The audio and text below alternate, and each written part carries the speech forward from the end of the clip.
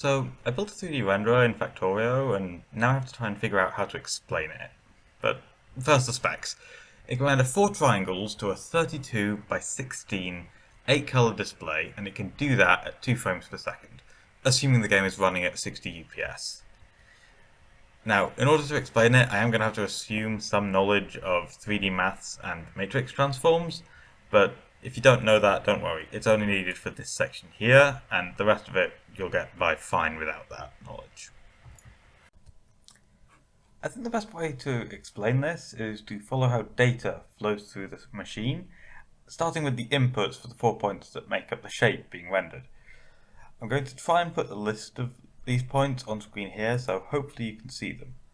Now, you might notice that the values in the combinators are all 1,000 times the values that are being shown. This is because I'm using a fixed precision representation for all the values in this system. More specifically, I'm using 10 bits of precision after the point, meaning all the values in the system are 1024 times bigger than the numbers they represent. This basically just lets me store numbers that aren't integer, which I have to do because it's pretty much impossible to do a lot of 3D things with only integers. For example, in this block of logic, I'm multiplying each of the points by a rotation matrix, which should be displayed on screen now. As you can see, the calculation for the values of the rotation matrix requires both a sine and a cosine function, which is what this whole block here is. I'm using the Taylor series expansion for cosine up to the 8th power, and I'll try and put the formula for that on screen. Now, this is only sufficiently accurate in the range -1/2 pi to +1/2 pi, but luckily every other value of cosine can be calculated by flipping and translating the results from that range, which is why only this section is actually calculating that formula. The rest of this just does the flipping and translating. The sine function is just the cosine function with ½ pi subtracted from the input, since sine of x equals cos of x minus ½ pi. And I should note that all angles are in radians, since that's the native unit for most trigonometric functions. So that gives us the sine and cosine values for the rotation matrix, which means I can move on to the second matrix transform, which basically just scales and moves everything into screen space. As a side note, this system uses an orthographic projection, which is mostly because I couldn't figure out how to apply a perspective projection matrix when I was building this, though I'm pretty sure I've got that figured out now, so maybe in a future version. So that brings us to the end of the matrix transforms, which means we have the 4 points that make up the shape rotated, scaled, and translated into the final positions.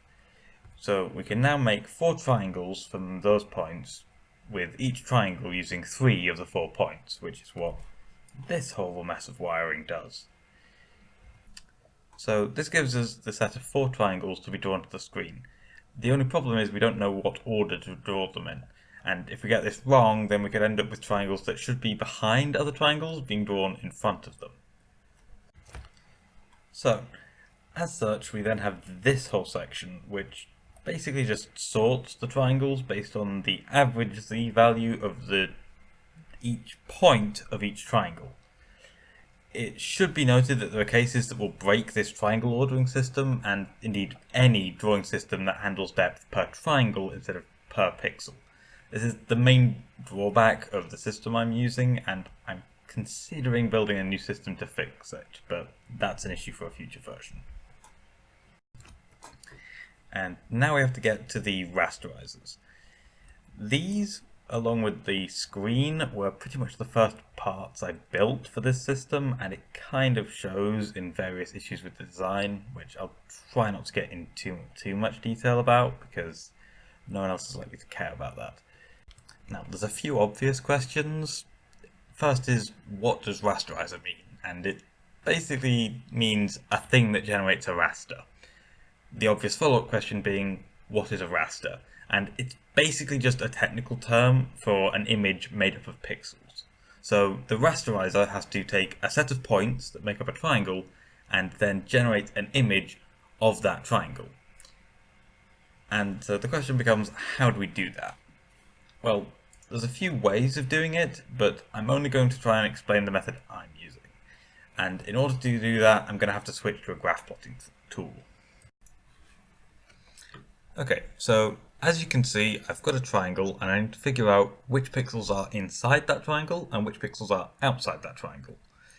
Now, the method I came up with for doing this is to find all the intersections of the edges of that triangle with a given horizontal line, which represents a row of pixels. Then, by finding the leftmost intersection and the rightmost intersection, I can just take those 2 points and fill in all the pixels between them.